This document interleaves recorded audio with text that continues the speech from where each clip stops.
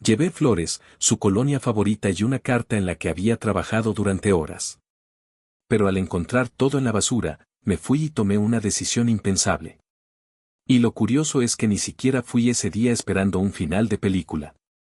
No buscaba una reconciliación perfecta. Solo pensaba que quizá este año doliera un poco menos. Que fuera un poco más llevadero. No sé por qué me ilusioné. Tal vez fue por cómo me dio las gracias al ayudarla con la declaración de la renta, o por ese mensaje confirmando el almuerzo con una carita sonriente, como en los viejos tiempos.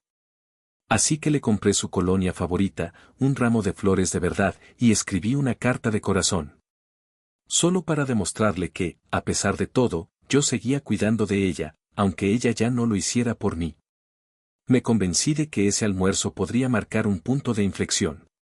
Quizá un paso hacia reconstruir algo que llevaba años derrumbándose. Me tuvo siendo casi una niña, con apenas 18 años, y durante muchos años fuimos solo nosotros dos. Algo caótico, sí, pero muy unidos. Hasta que apareció Eric. Yo tenía 10 años cuando lo conoció. Su futuro marido. Al principio parecía majo, tranquilo, estable, responsable. Pensé que por fin seríamos una familia de verdad. Lo que no sabía es que su llegada marcaría el principio de mi desaparición. Luego nació Miles, mi medio hermano. De repente, dejé de ser su niño. Me convertí en el recordatorio de la vida que tuvo antes. Y Eric hablaba de nuestro hijo refiriéndose a Miles, pero nunca me llamó su hijastro, salvo cuando no le quedaba otra. La casa estaba preciosa, como siempre. Nunca escatima en este tipo de eventos. Había zumo de naranja con cava, servilletas de tela, tarjetas con los nombres, todo con ese aire de revista de decoración. Al entrar, me miró y dijo, «Ah, viniste». Durante medio segundo, me quise creer que lo decía de verdad. Le entregué las flores y el frasco de colonia. Lo miró como si fuera cualquier cosa del supermercado que no recordaba haber comprado. «Ah, te acordaste de esta», dijo. Sin calidez. Como si dijera que mañana va a llover. Aún así, sonreí. Sí, era el último que les quedaba. Asintió y volvió a centrarse en la mesa como si ese momento no hubiera existido. Miles estaba contando una historia sobre su residencia universitaria y un profesor de economía que, según él, parecía no haber pagado nunca un alquiler. Todos reían. Yo encontré mi sitio en silencio. Había una servilleta doblada en mi lugar, pero no había tarjeta con mi nombre. Ni una copa reservada para mí. No me importó. Me serví un vaso de zumo y me senté como un invitado en la fiesta de otra persona. Eric me preguntó por el trabajo, pero desvió la mirada antes de que pudiera terminar la primera frase.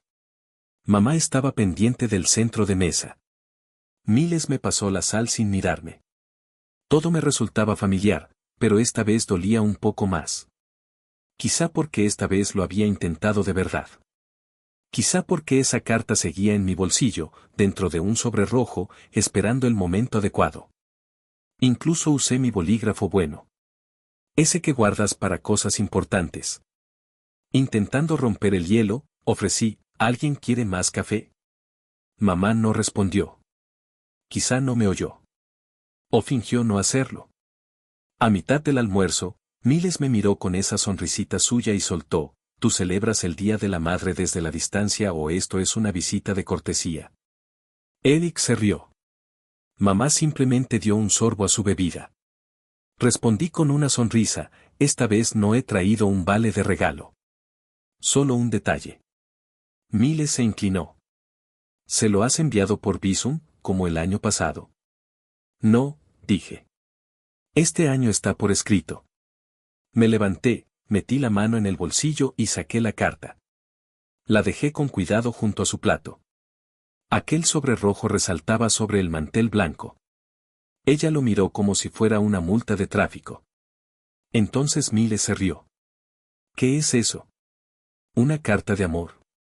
No, respondí, sin perder la sonrisa. Solo un gracias. La mesa quedó en silencio por un instante. Luego alguien pidió la mantequilla. Después del almuerzo, Ayudé a recoger. Iba camino de la cocina con un montón de platos cuando noté que ya habían sacado las bolsas de basura al garaje. Ni siquiera habíamos terminado el café. Siempre ha sido rápida para ordenar. Así que pensé que simplemente estaba siendo práctica. Salí fuera a tirar unas servilletas. La puerta del garaje estaba entornada. Entraba suficiente luz como para iluminar los cubos del fondo. Y allí, apoyado contra una bolsa negra, lo vi todo, el perfume, todavía en su caja. Las flores, arrugadas como si las hubieran empujado dentro sin pensarlo. Y el sobre. Aún cerrado. Rojo contra el plástico negro. Todo mi intento de acercamiento, tirado como correo viejo. Me quedé congelado. De pie.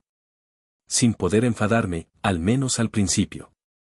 Era más bien una sensación de estática, subiéndome por la nuca, nublándome los ojos. No eran lágrimas. Solo una niebla gris en los bordes de todo. Miré a mi alrededor. Nadie lo vio. Nadie salió a decir que era una broma o un malentendido. Solo yo. Y la basura. Me agaché, lo recogí todo. La carta. Las flores. El perfume. Lo abracé como si fuesen partes de mí que no podía dejar allí tiradas. Quizá fue orgullo. Quizá instinto. Quizá simplemente no soportaba la idea de que mi cariño acabara mezclado con cáscaras de huevo. Volví al coche con esa bolsa como si fuese una prueba de delito. Me senté al volante, sin encender el motor, con la carta en el asiento del copiloto. La miré fijamente. Gracias por los años que me diste. Sé que no fue fácil. Pero hiciste lo que pudiste. Estoy orgulloso de la mujer en la que te convertiste. Me quedé un rato más mirando el sobre. Luego arranqué y me fui a casa. Sin mensajes. Sin explicaciones. Sin despedidas. Ni siquiera di un portazo. Solo me fui. En silencio. Y así empezó todo. Llegué a casa y dejé la carta sobre la encimera. Junto a las flores marchitas y el perfume sin abrir. Y me quedé ahí parado. No porque no supiera qué hacer. Sino porque no veía qué más podía haber hecho. No dejaba de preguntarme por qué me seguía importando tanto. ¿Por qué seguía yendo, haciendo el esfuerzo, esperando que esta vez fuera distinto? ¿Y por qué, por mucho que me empujaran al límite, nunca lo vi venir? No dormí esa noche. No podía.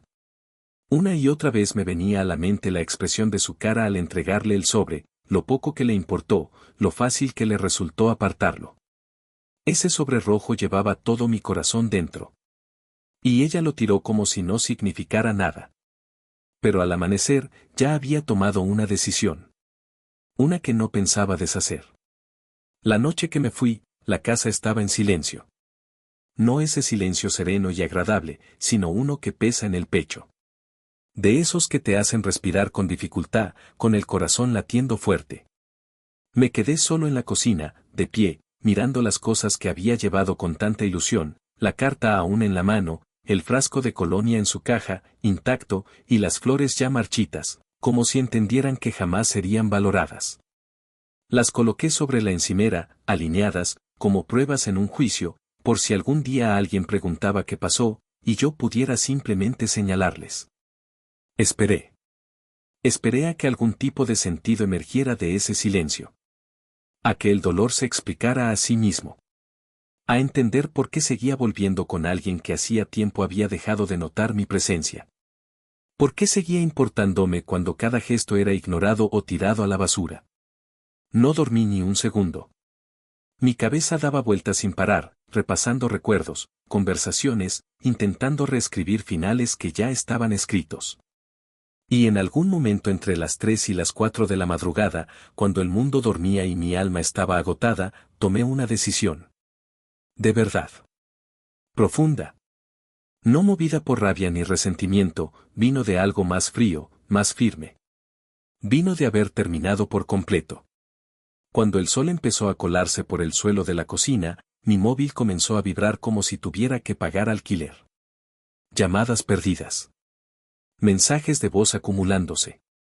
Ella lo sabía. Sabía que no estaba dolido. Ni herido. Me estaba yendo, y no con cuidado. Durante mucho tiempo pensé que las relaciones, sobre todo las que ya estaban rotas, se deshacían poco a poco. Como la costa que se va erosionando con los años. Pero ahora sé la verdad. Todo se vino abajo de golpe. Arek no se coló en nuestras vidas. Aterrizó como una bola de demolición. Y todo se reorganizó a su alrededor. Yo tenía 10 años cuando lo conoció. Todavía recuerdo aquella primera cena. Luego otra. Y, de pronto, su coche ya nunca se movía del garaje. Su chaqueta colgada en el perchero. Sus zapatos ocupaban el sitio donde solían estar los míos. La cara de mi madre también empezó a cambiar. Más maquillaje. Más sonrisas. Pero ninguna era para mí. Después llegó Miles. Y ahí se acabó todo. Nació su nueva familia, una en la que yo no tenía sitio. Se reasignaron habitaciones. El despacho se convirtió en cuarto del bebé. Pusieron un frigorífico nuevo en el garaje, lleno de leche en polvo y potitos carísimos. Mi nombre desapareció del calendario de tareas como si nunca hubiera estado. Y me convencí de que no pasaba nada. Estaban cansados. Los bebés son difíciles. Todo volvería a la normalidad. Solo había que esperar. Y eso hice. Esperé cuando se olvidaron de recogerme. Esperé cuando se perdieron el concierto para el que había ensayado todo el mes. Esperé bajo la lluvia a la salida de karate. Cada decepción la archivaba bajo la misma excusa, están agotados. Pero esa etapa nunca terminó. Miles dio sus primeros pasos. Aplaudieron. Dijo papá. Lloraron. Yo llegué a casa con un premio, y mamá ni levantó la vista. «Qué bien», dijo. «¿Puedes vigilarlo mientras echo una siesta?» No dejó de quererme. Solo que empezó a quererlo a él en voz alta, y se olvidó de cómo quererme en silencio. Y ese silencio, resonaba. Cuando hice las maletas para irme a la universidad, ya sabía que me iba de un sitio que había dejado de ser mío mucho tiempo antes. Las paredes estaban llenas de fotos, Miles en pijama, Miles con Papá Noel, Miles con camisetas a juego en el parque. Ni una sola foto mía. Ni siquiera una borrosa de mi graduación. Pasé por delante de un cuadro que decía, «La familia lo es todo», y lo único que pensé fue, «puede ser». Pero no esta familia. Aún así, seguía apareciendo. Porque, en el fondo, esperaba que mi presencia cambiara algo. Volvía por Navidad. Llevaba regalos pensados. Pagaba facturas atrasadas. Usé mis contactos del trabajo para conseguirle a Arek un empleo para el que no estaba cualificado. Él sonrió durante la entrevista y, como siempre, supo caer bien. Nunca reconocieron que fui yo quien lo hizo posible. Que lo sostuve cuando nadie más lo habría hecho. Pero me decía a mí mismo que no importaba. No lo hacía por agradecimiento. Lo hacía para mantenerme unido a los últimos pedazos de pertenencia que me quedaban. Incluso cuando tuve mi propio piso y un trabajo estable, seguía escribiendo de vez en cuando. Mandaba mensajes en días normales. Le deseaba suerte antes de ir al médico. A veces respondía. A veces no.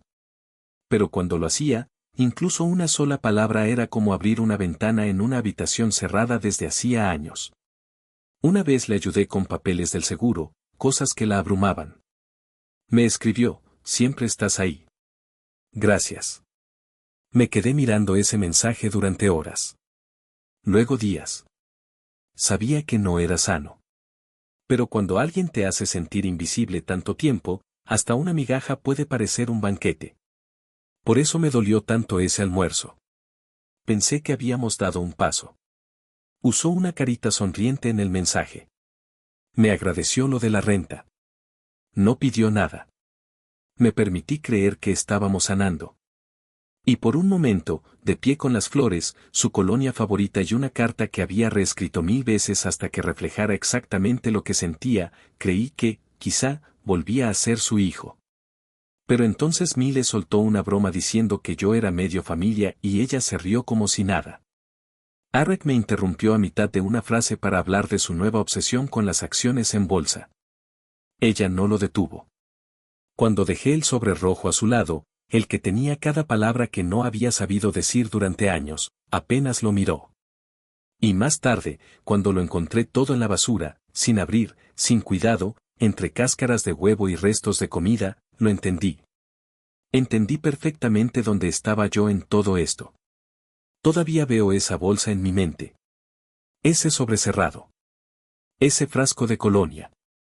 Los pétalos aplastados de las flores, hundidos entre trozos de cartón. Me los llevé. No para insistir. No para montar una escena. Solo porque no podía dejar partes de mí pudriéndose entre sus desperdicios. No eran solo objetos. Eran fragmentos de lo que aún soy. Partes que no estaba listo para abandonar. Ella me escribió esa noche. Te fuiste raro.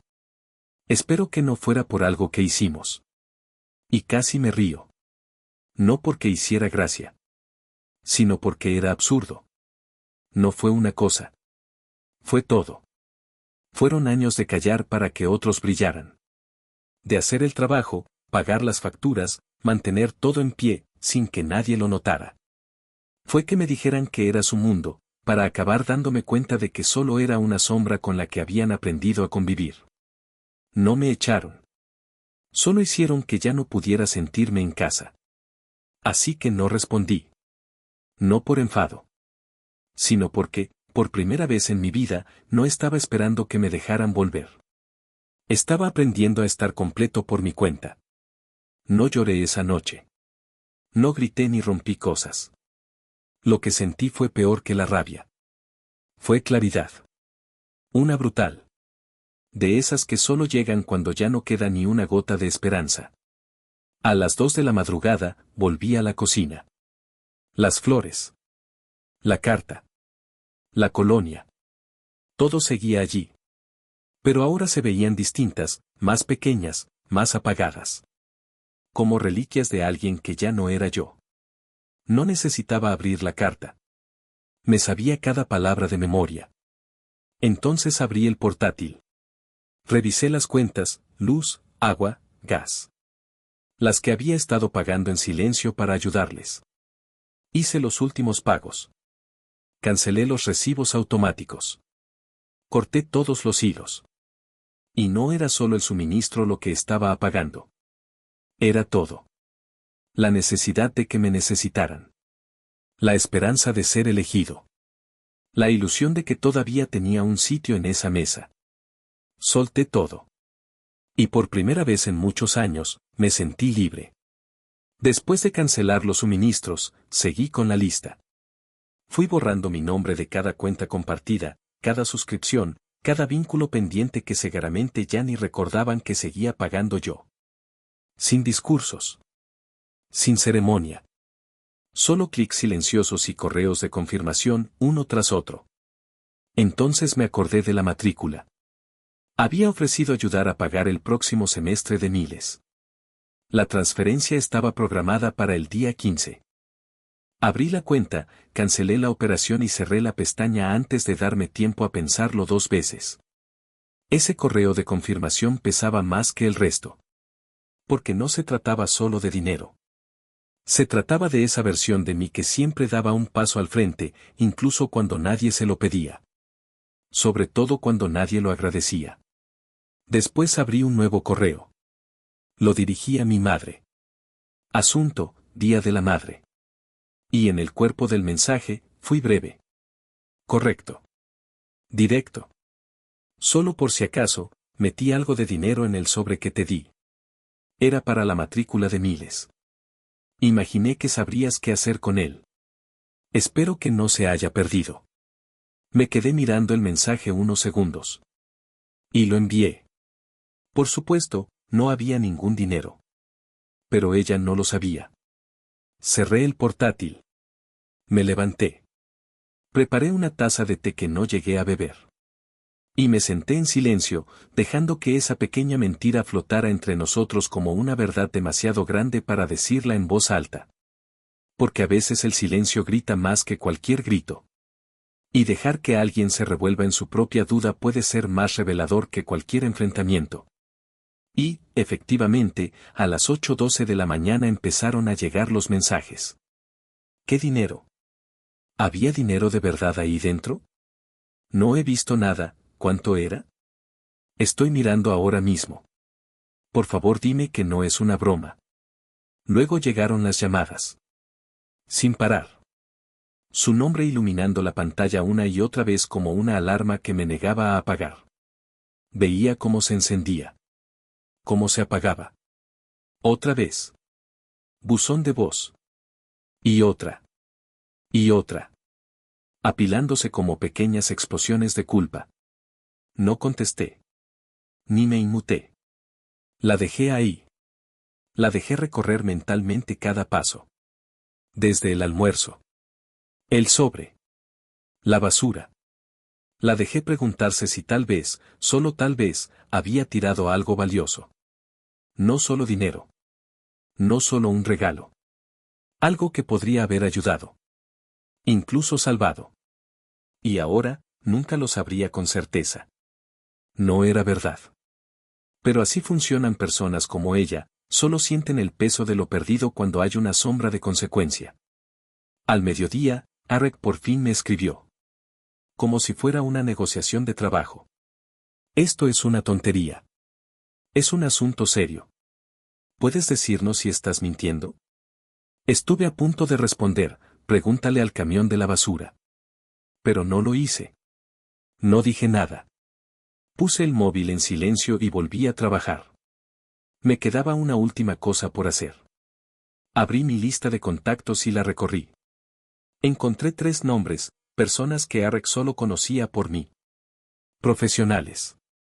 Proveedores. Clientes. Uno de ellos era un viejo amigo que había respondido por él. Escribí 3 versiones del mismo mensaje. Hola, solo una nota rápida. A partir de ahora, agradecería que no se asociara mi nombre con Arek Dalton. Nada dramático.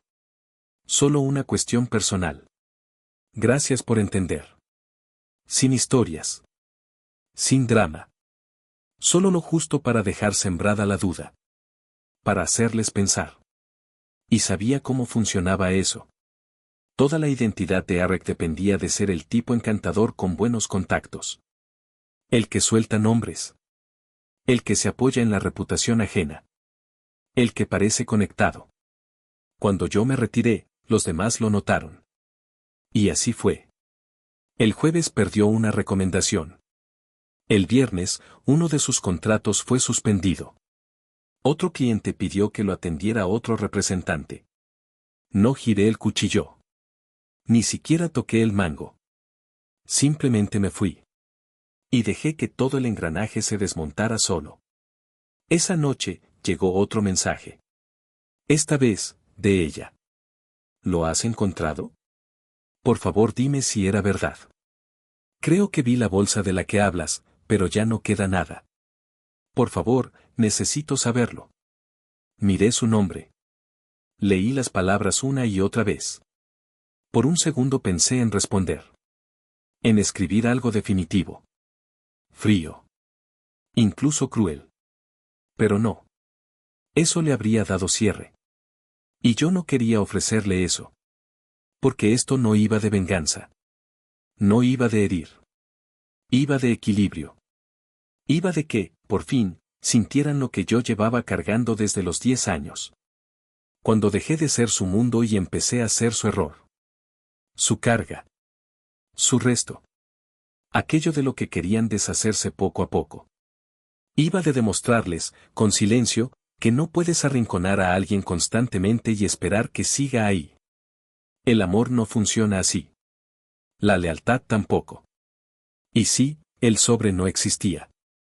Pero el duelo, el abandono, la fidelidad unilateral. Eso sí que era real. Muy real.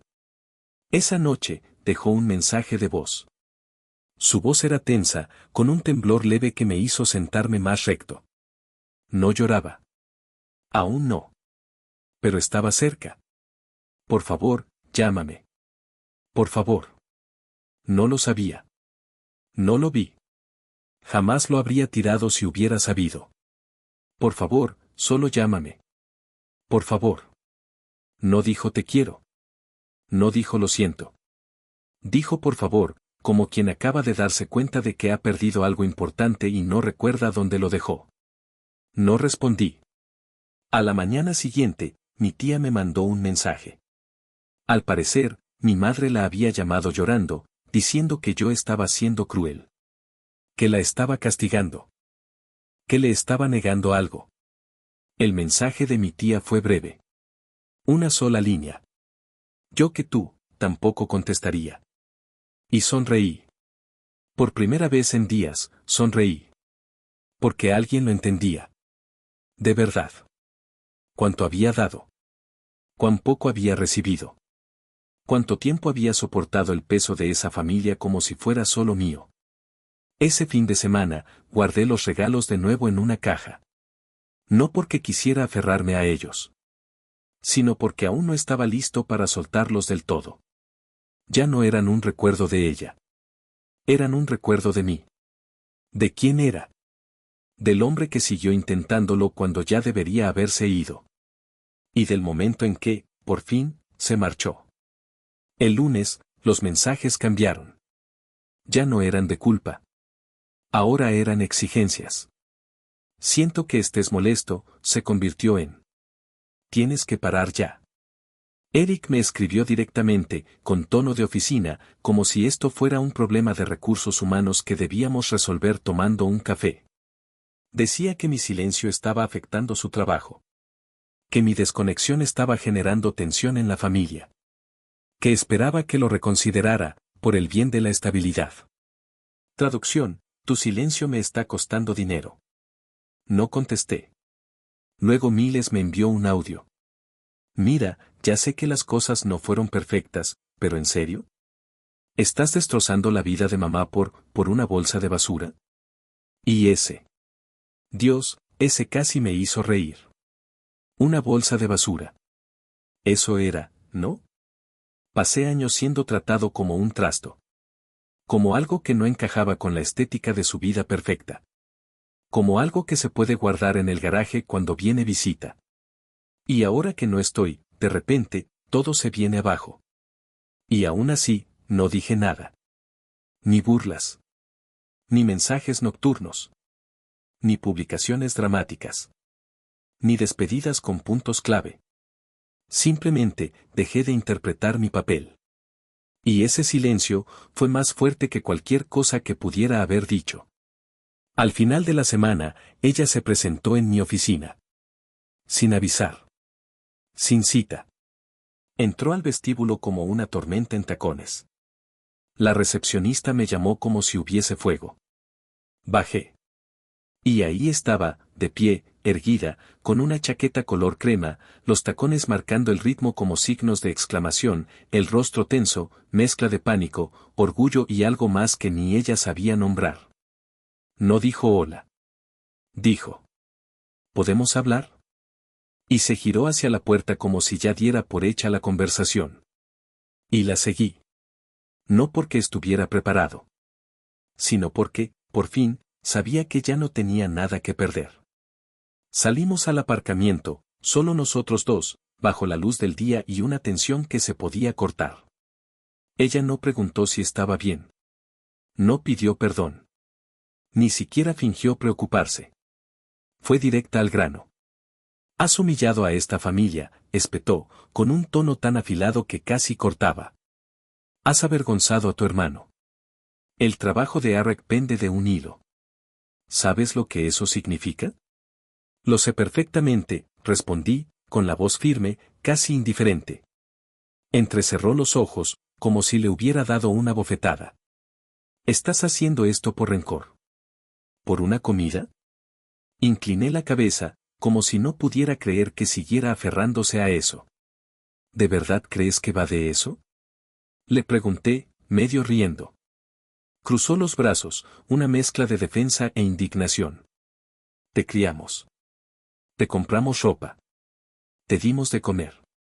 Pagamos tus estudios. Asentí, despacio. Y yo te di la entrada para esta casa. Pagué tus facturas durante 2 años. Ofrecí ayudar con la matrícula de Miles. Pero claro, hablemos de esas zapatillas que me compraste en quinto de primaria. Algo se rompió entonces. Su mandíbula se tensó, como si no esperara que esas palabras llegaran donde dolieron.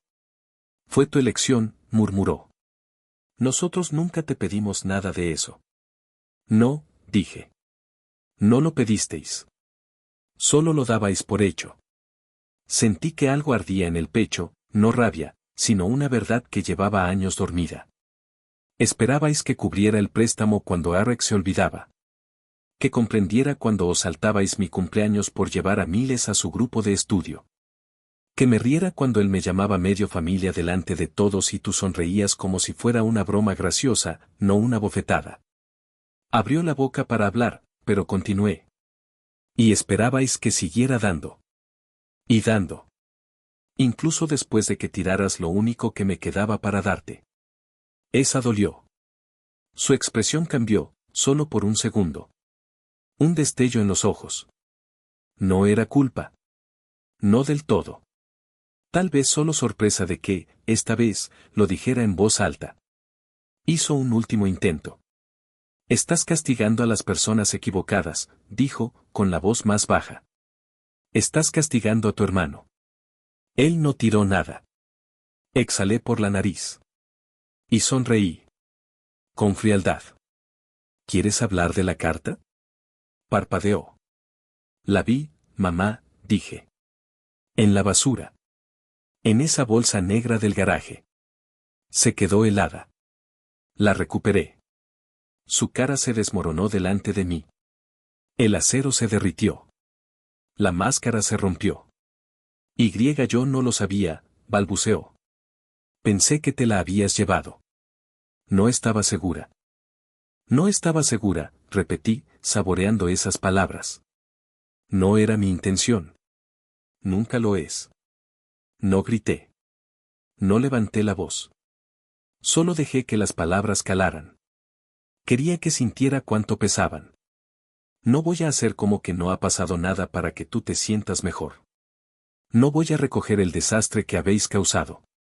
Y si Arek pierde su trabajo, eso ya no es cosa mía. Me miró como si no me reconociera. Como si el hijo callado, servicial, el que siempre estaba en segundo plano, hubiese desaparecido, y no le gustaba nada lo que había tomado su lugar. Entonces soltó entre dientes. No solo estás castigando a Arek. Esperé. Estás castigando a toda esta familia. Y asentí. Quizá esta familia debería haber dejado de tratarme como a un extraño con chequera. Y me alejé, sin mirar atrás. 2 días después, Miles publicó una historia en Instagram, una indirecta sobre cómo hay gente que abandona a su familia cuando las cosas se ponen difíciles. Algunos primos le dieron, me gusta. Uno me escribió preguntando, ¿va por ti?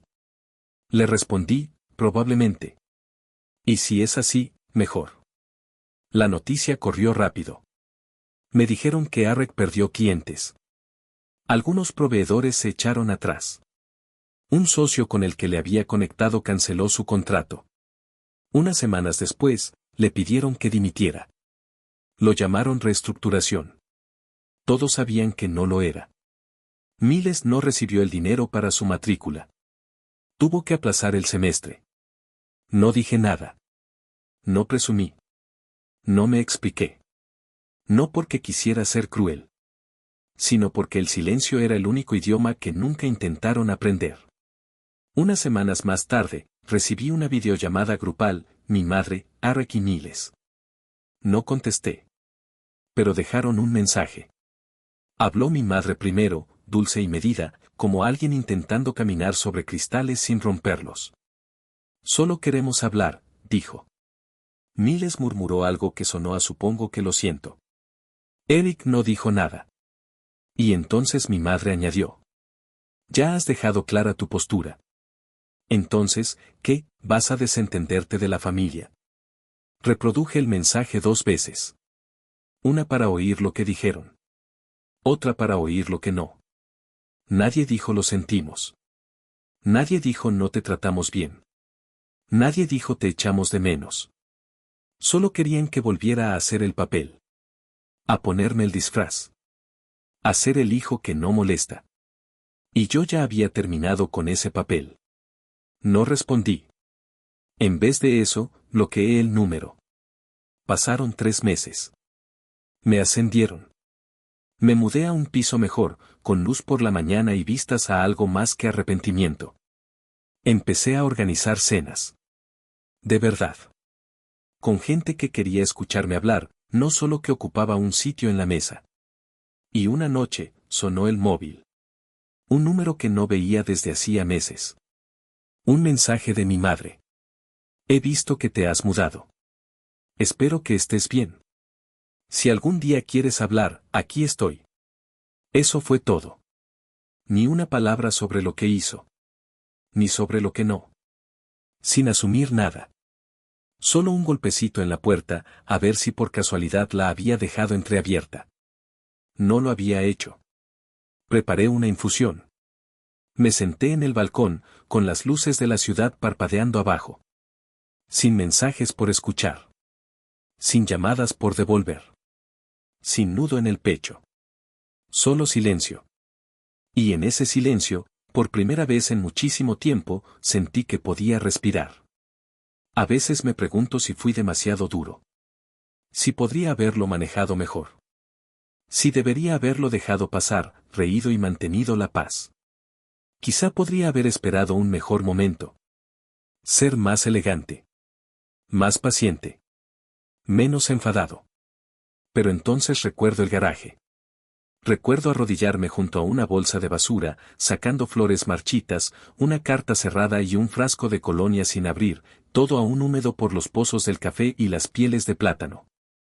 Recuerdo tener en las manos lo más vulnerable que había escrito en mi vida, algo que me aterraba decir en voz alta, y darme cuenta de que ni siquiera lo habían abierto.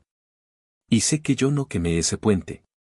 Simplemente dejé de cargar con el peso de uno que ellos demolieron hace mucho.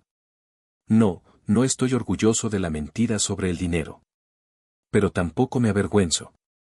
Porque por una vez, tuvieron que sentir lo que yo he llevado dentro durante años. La duda. El vacío. La incertidumbre. El silencio. La posibilidad de que, quizá, solo quizá, tiraron algo que valía más de lo que imaginaban. ¿Y tú, qué opinas? ¿Fui demasiado duro, o era hora de que alguien dijera basta ya? ¿Habrías guardado silencio, o te habrías ido como yo? Déjamelo en los comentarios. Me interesa saberlo. Y si te gustan historias como esta, sobre familias, límites y venganzas silenciosas, dale al botón de suscribirte. Créeme, aún hay muchas más.